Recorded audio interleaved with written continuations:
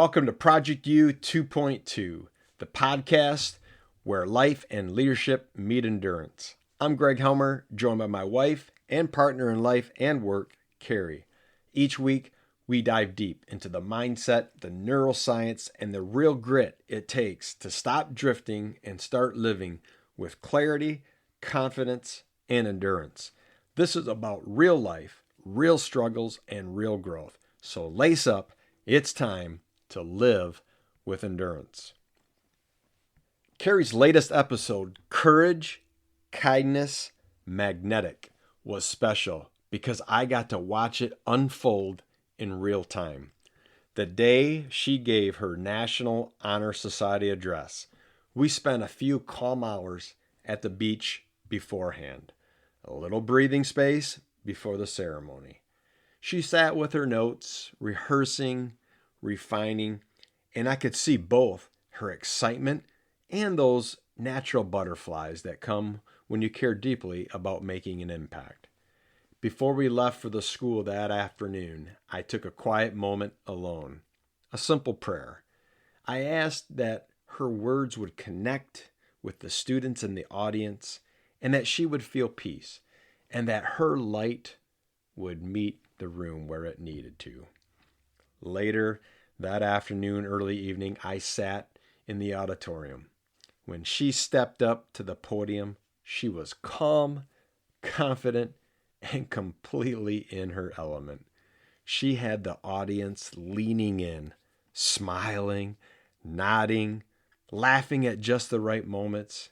Sitting there in the audience, I was proud. I was proud of her message, proud of her courage, and grateful to witness the power of what happens when someone steps into their gift. Watching her that day reminded me how courage and kindness look in everyday life, not just in speeches or ceremonies, but in the quiet, personal moments when things don't go according to plan. If you would have told me years ago that I would one day look forward to public speaking myself, I would have just laughed.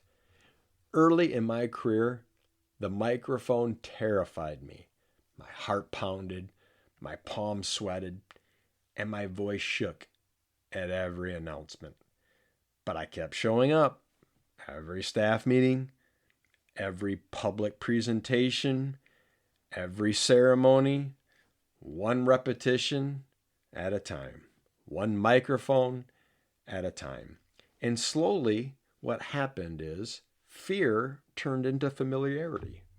Now, when I step up to speak, I don't feel dread. I feel gratitude because courage isn't about eliminating fear. It's about walking through it until it loses its grip. And the neuroscience, they call this exposure adaptation. Every time you face a fear, your brain learns, this isn't danger, it's growth. And over time, your emotional wiring shifts. That's what happened with public speaking for me. And it's what happens with any challenge when you practice courage with consistency. Courage grows through repetition. Confidence grows through endurance. Carrie reminded us that courage paired with kindness creates a ripple effect. That combination doesn't just shape moments, it actually transforms environments. When you step into discomfort and authenticity and compassion, people feel it. It's magnetic. It's the kind of energy that invites others to rise too. And that's what I saw in Carrie's message to that audience, to those students. Courage and kindness working together to open their hearts. A few months ago, a new staff member came to me. They were overwhelmed, frustrated, and they were ready to quit. And she said, Greg, I can't do it all. I feel like I'm failing at everything. And you could hear the exhaustion in her voice. That sense so many of us know when life feels like it's just too much. And we sat down and we broke it apart piece by piece. She didn't need a motivational speech. She needed perspective and she needed a plan. And so together, we made a list of everything weighing her down: the deadlines, the family commitments, and the guilt that she had carried from trying to be everything for everyone. And when we finished, I said, okay, out of all of this, what can you control today? And she paused and then said quietly, well, maybe there's one thing. That's enough, I told her. Let's start there. That's courage, not some giant dramatic act, but choosing to start again where you don't feel like it. It's looking at the mess and saying, I can't fix it all, but I can take at least one step. And it's kindness, not just toward others, but toward yourself. To believe that one step is still progress.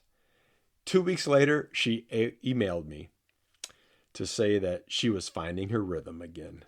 Not because the workload vanished, but because her mindset had changed.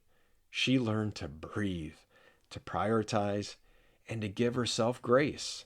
That's the magnetic effect of courage and kindness and motion. When you stay calm in chaos, you give others permission to do the same. And here's some practical takeaways. Strengthening your courage muscle. Number 1, start small, but at least start. Don't wait for confidence. It comes from movement. And number 2, repeat until it feels natural. Each small act builds familiarity. Each repetition builds peace. And number 3, shift from performance to presence. Focus less on perfection and more on connection. And number 4, pair courage with kindness. Courage is the spark. Kindness is the warmth that keeps it alive. And finally, number 5, reflect and rewire. After every challenge, stop and notice what got stronger in you. And this week, find your version of the microphone. What's a little bit scary? What's a little bit terrifying? Maybe it's that hard conversation that you need to have with someone. Perhaps it's an overwhelmed and overloaded schedule, whether it's a work schedule or your personal family schedule. Or maybe it's a relationship that needs some repair. Let's take one step, one courageous step, not 10 steps, just one. And while you do, bring kindness with you. Send that text. Offer a hand. Forgive yourself for what you can't do yet. Courage opens the door. Kindness keeps the door open. And together, they create the kind of magnetic energy that shifts your life and the lives around you.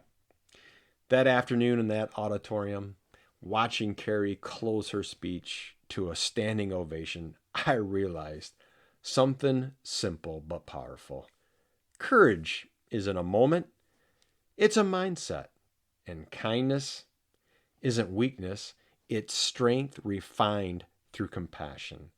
So wherever you are this week, classroom, in the office, a kitchen, or the middle of your own chaos, lead and live with courage, extend some kindness, and trust that your energy will ripple farther than you'll ever see.